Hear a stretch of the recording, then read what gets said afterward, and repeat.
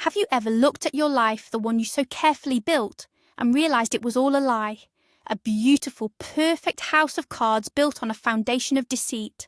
For Ava, that moment came not as a quiet realization, but as a public spectacle of humiliation. She thought she knew the man she married, the father of her child. She was wrong.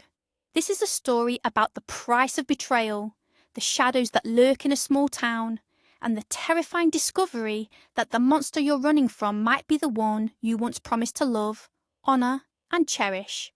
Prepare yourself, because the truth is always more shocking than the lie. Ava and Ethan Cole were the picture of Chicago success. He was the charismatic, razor-sharp owner of a prestigious private investigation firm. She was the devoted wife and mother, the architect of their flawless home in a Lincoln Park brownstone, the epitome of grace and support. Their daughter, Mia, a bright but fragile girl struggling with asthma, was the center of their universe. Ava had met Ethan in college, a whirlwind romance that felt like a fairy tale. She'd dropped her own career ambitions to become his anchor, believing that her role was to create a perfect sanctuary for her high-powered husband. For nearly 15 years, she played that part to perfection, ignoring the growing distance between them, dismissing it as the stress of his demanding job. She didn't know that while she was curating their life, Ethan was curating a secret one, built on a currency of lies and cruelty that would soon come to collect its debt. The charity gala was suffocating, a sea of black ties and sequins under the weight of crystal chandeliers. Ava scanned the room for Ethan, a familiar knot tightening in her stomach. He'd been distant all week, his phone always angled away from her. She finally spotted him on the terrace, bathed in the cold blue light of the city skyline. He wasn't alone. A young woman in a fire engine red dress was pressed against him, her blonde hair a stark contrast to his dark suit. And then, Ava's world stopped. Ethan leaned in and kissed her. It wasn't a fleeting, drunken mistake. It was a slow, deliberate kiss, filled with a tenderness he hadn't shown Ava in years. The champagne flute slipped from Ava's hand, shattering on the marble floor with a sound that echoed the breaking of her own heart. He looked up, his eyes meeting hers across the crowded room. There was no shock, no guilt, only cold, hard recognition. He had been caught and he didn't care. In that moment, Ava knew her life was over. The drive north on I-94 was a blur of silence and simmering anger. Mia sat in the passenger seat, her arms crossed, a thunderous expression on her 12-year-old face. "I don't understand why we have to go to the stupid cabin," she muttered for the 10th time. "Dad needs space for a big case," Ava replied, the lie tasting like ash in her mouth. How could she explain that the big case was a blonde in a red dress, that their family was a crime scene she was fleeing? They left the highway for winding country roads, the perfectly manicured suburbs of Chicago giving way to endless fields of corn and aging dairy farms. The air itself seemed to change, growing thick with the scent of damp earth and pine. Pine Creek, Wisconsin. The town was little more than a crossroads with a gas station, a diner, and a church.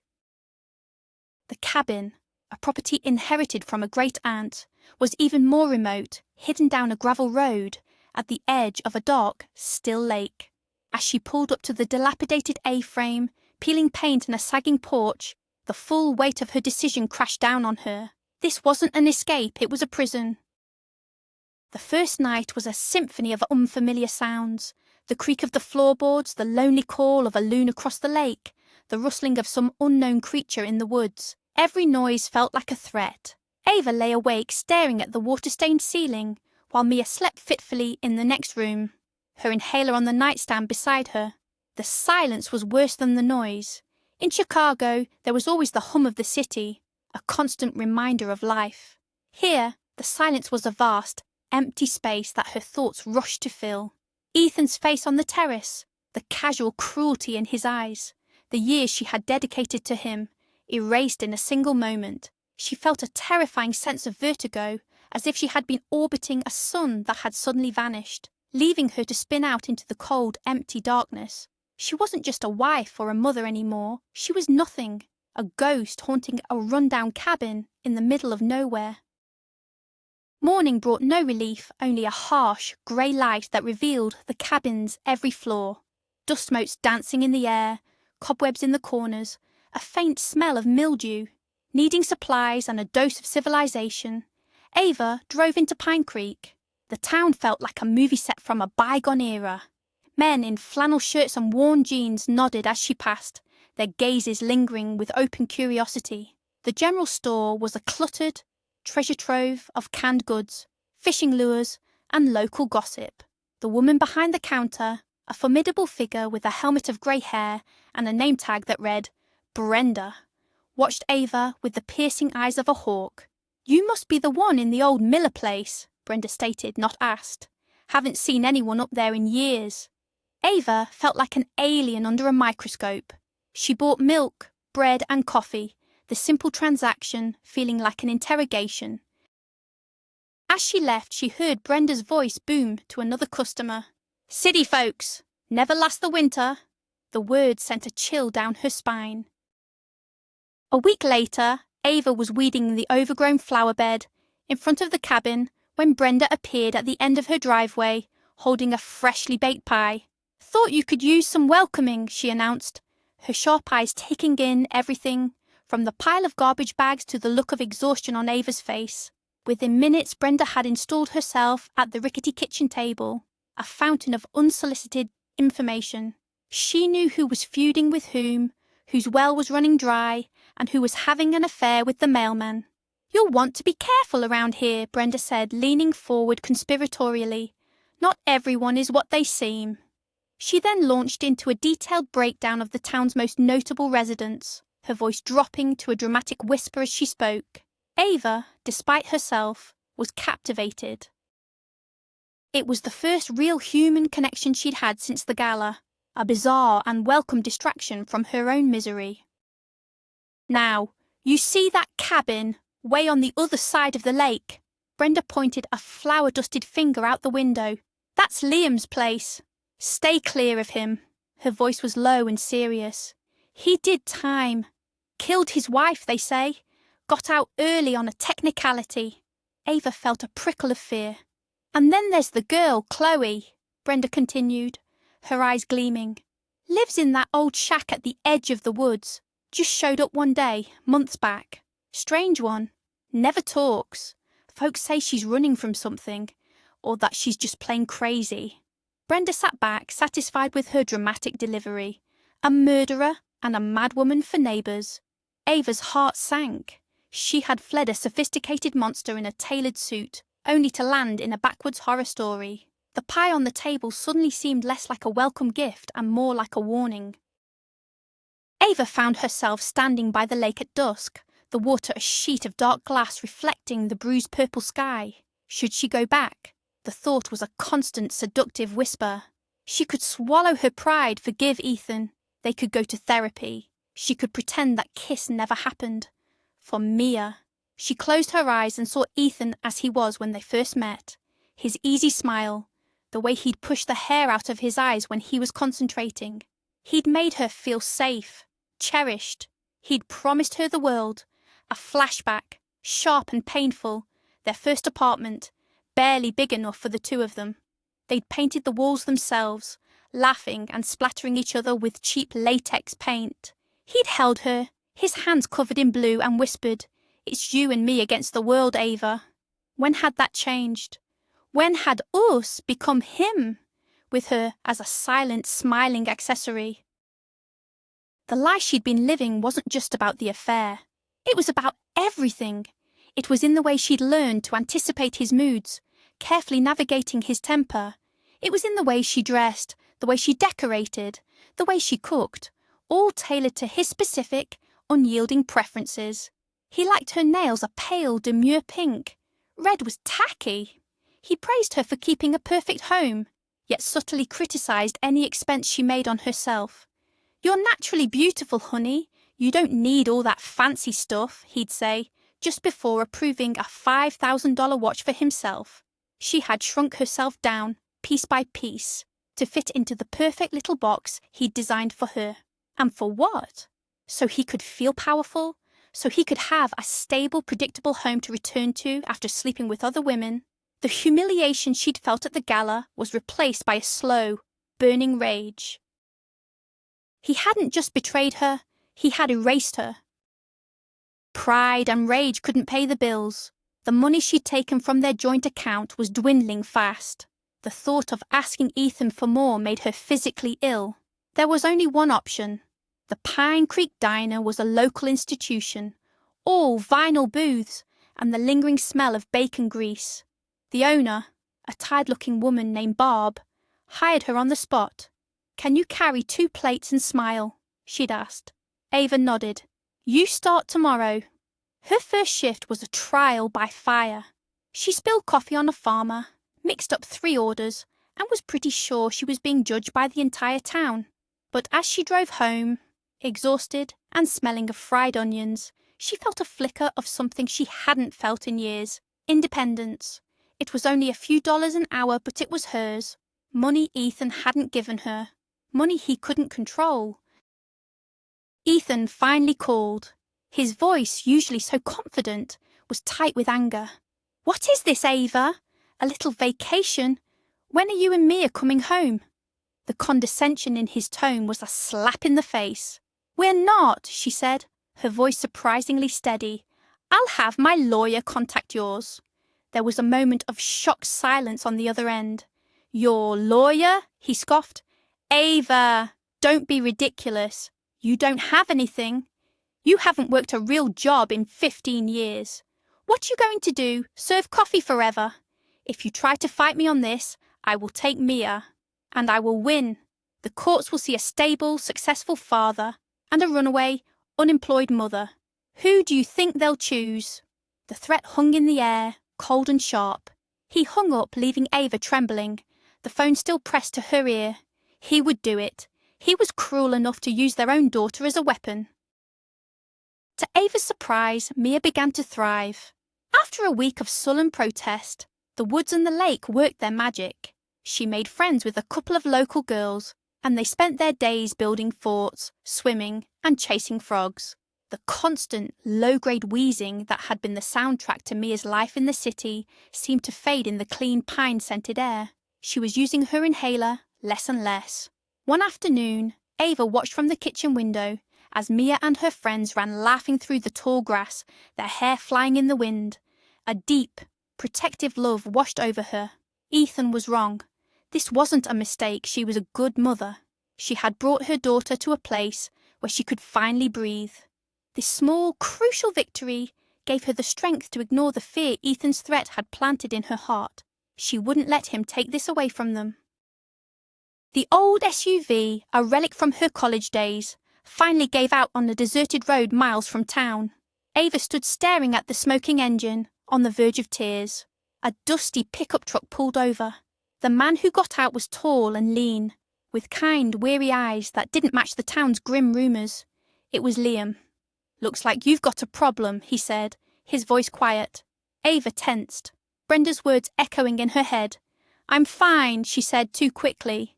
He ignored her, peering under the hood. "Just a busted hose. I can give you a ride to the auto parts store." He didn't seem threatening. There was a gentleness to his movements, a sadness in his expression. Against her better judgment, she accepted the ride. The silence in his truck was comfortable. He didn't pry or ask questions. He just drove, one hand resting on the wheel, a man at peace in his own solitude. He was nothing like the monster Brenda had described. One afternoon, while exploring a trail in the woods with Mia, Ava stumbled upon a clearing. In the centre of it stood the skeletal remains of a small house, blackened timbers reaching for the sky like charred fingers. The air still smelled faintly of smoke. It was Chloe's place. The story of the fire, as told by Brenda, was that it had started in the middle of the night from a faulty wire. Chloe had gotten out, but with nothing but the clothes on her back. Ava had seen Chloe a few times in town, a phantom-like figure with haunted eyes who always seemed to be looking over her shoulder. She never spoke, just clutched a worn canvas bag to her chest and hurried away. Looking at the ruins, Ava felt a profound sense of sorrow for the girl. Whatever secrets she was hiding, whatever she was running from, had followed her here and tried to burn her alive. Pine Creek was beginning to feel less like a sanctuary and more like a place where broken things came to hide.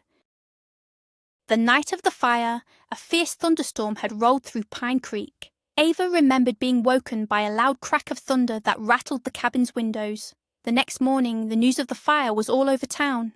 Brenda's theory was faulty wiring, but others whispered about arson. Later that day, Ava was returning from the diner when she saw a figure huddled by the side of the road soaked to the bone. It was Chloe. Her face was smudged with soot, her eyes wide with a terror so profound it seemed to have stolen her voice. She was shivering uncontrollably. Without a second thought, Ava pulled over. "Get in," she said gently. "You can't stay out here." Chloe stared at her, unblinking, for a long moment before slowly, cautiously, getting into the car. Ava drove her back to the cabin, the girl's silence filling the small space with an almost unbearable weight of trauma and fear. She knew in that moment that she couldn't just leave her. She had to help. Having Chloe in the cabin was like living with a ghost. She moved silently, ate little, and spent hours staring out at the lake. She never spoke of the fire or of her life before it, but strange things started to happen. One afternoon, Ava cut her hand badly while chopping vegetables. Chloe was by her side in an instant, her movements suddenly sure and precise. She cleaned and dressed the wound with an expert's touch, her hand steady, her focus absolute. Another evening, they were listening to the radio when an old French song came on. Chloe began to hum along, her accent perfect. When Ava asked her about it, a look of confusion clouded her face. I don't know," she stammered, before retreating back into her shell. She was a puzzle, a collection of disconnected skills and fragments of a past she couldn't or wouldn't access. Ava felt an overwhelming urge to protect this strange, broken girl. Ava started seeing more of Liam. He would drop by with fresh vegetables from his garden or a fish he'd caught in the lake. He fixed her leaky faucet and taught Mia how to skip stones. They fell into an easy rhythm, talking for hours on the porch as the sun went down. He was incredibly well read, and they discovered a shared love for classic literature. He spoke of his 8 years in prison with a detached sadness, not bitterness.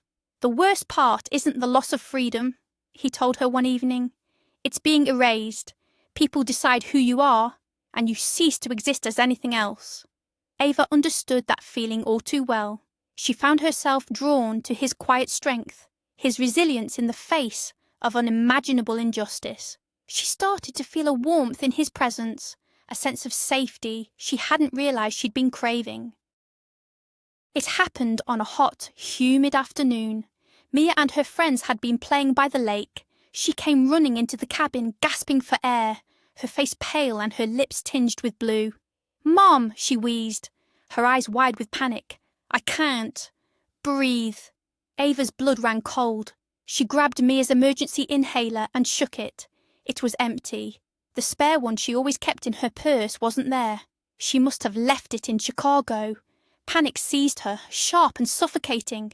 "Chloe, call 911!" she screamed. The nearest hospital was 40 minutes away. They would never make it in time. Mia's gasps were getting weaker, her small body struggling for every breath. Ava held her, rocking back and forth, her mind a blank wall of terror. She was going to watch her daughter die, right here in this remote cabin, because of her own carelessness. Chloe was on the phone, her voice uncharacteristically calm and authoritative. "We have a 12-year-old in acute respiratory distress, possibly progressing to asthmatic status," she said into the receiver. "We need an ambulance immediately." She hung up and turned to Ava. "Keep her calm. Try to get her to control her breathing, slow and steady." But Mia was too panicked to listen. Her breaths were shallow, ragged rasps. Ava felt a wave of helplessness so profound, it almost brought her to her knees. This was it. This was the nightmare every parent of an asthmatic child lives in fear of. The seconds stretched into an eternity, each one marked by the horrifying sound of her daughter fighting for her life. Chloe, meanwhile, had run outside, screaming for help. her voice swallowed by the vast, indifferent woods. The cabin door burst open.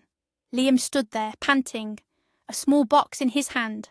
He must have heard Chloe's cries from his place across the lake. He tossed the box to Ava.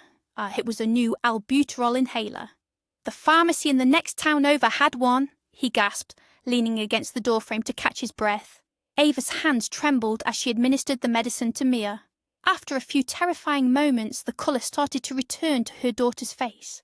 Her breathing eased, the desperate gasps turning into deep, shuddering breaths. The ambulance arrived minutes later, but the immediate crisis was over. Liam had saved her. He had run or driven like a madman to a town 20 miles away and back, and he had saved Mia's life. Ava looked at him, her heart overflowing with a gratitude so immense it left her speechless. As the paramedics checked Mia's vitals, one of them turned to Chloe. "You said asthmatic status on the phone. Are you a nurse?" Chloe looked startled, as if the question had woken her from a dream. I don't know," she stammered, the confidence she'd shown during the crisis completely gone. But the seed was planted. It was a specific medical term, not something a layperson would typically use. Later that night, after Mia was safely asleep, Ava sat with Chloe on the porch. "You knew what to do, Chloe," she said softly. "You were so calm." A single tear rolled down Chloe's cheek. "It was like someone else was talking," she whispered. "I don't understand." Ava took her hand. "Maybe it's time we tried to find out who that someone else is," she said. The mystery of Chloe wasn't just a curiosity anymore. It felt like a responsibility. The next day, Ava drove to Liam's cabin, a freshly baked apple pie on the passenger seat. It felt ridiculously inadequate. "Thank you" wasn't a big enough phrase for what he'd done. He was in his workshop sanding a piece of wood, the air thick with the smell of sawdust. "It was nothing," he said, embarrassed by her gratitude. Anyone would have done the same. "No," she insisted. "They wouldn't have." She told him about Chloe's strange medical knowledge. "There's a story there," she said. "I feel like I need to help her find it." Liam listened, his expression thoughtful. Then he told her his own story, the full story. His wife's affair, the flimsy evidence, the high-powered P his father-in-law had hired. "His name was Ethan Cole," Liam said, his voice flat. Ava felt the air leave her lungs. The world tilted on its axis. The man who had destroyed Liam's life was her husband. Ava's mind raced. It couldn't be a coincidence. The PI who framed Liam was Ethan. A mysterious girl with amnesia shows up in the same tiny town. It felt connected somehow. She went home and fired up her laptop, her heart pounding. The internet connection was painfully slow, but she persisted. She started with what she knew. Chloe. No last name. Disappeared or arrived in Pine Creek around 6 months ago. She scoured national missing persons databases, scrolling through hundreds of photos of smiling girls, her stomach twisting with each one. Nothing. It was as if Chloe didn't exist before she appeared on that roadside. She felt a growing sense of dread. Ethan's business wasn't just about cheating spouses. It was darker than that. He didn't just find information. He created it. He destroyed lives for a living. And she had been his willing, oblivious partner. Defeated by her online search, Ava went back to Liam. She told him everything about Ethan, the affair, his threats. She expected him to be angry, to see her as an extension of the man who had ruined him. Instead, he listened with a quiet empathy that brought tears to her eyes. "This isn't your fault, Ava," he said firmly. "You're a victim in this too." His kindness was a balm on her raw nerves. Then he told her something he'd kept secret. He hadn't just stumbled upon Chloe after the fire. "I was the one who found her," he admitted. "Months ago, on the side of the highway, in the middle of a blizzard. She was wandering, half frozen, with a head injury. She couldn't remember anything but her name. He had taken her in, but she was terrified of doctors, of the police, so he had helped her set up in the abandoned Ivanchich house, bringing her food and supplies, trying to protect the fragile piece she had found." A few days later, Ethan called again. This time, His tone was completely different. He wasn't angry, he was broken. "Ava, I need you," he pleaded, his voice cracking. "I made a terrible mistake. Jessica. She wasn't who I thought she was. She was working for a competitor. She stole everything. Client lists, financial records, compromising files. I'm ruined, Ava.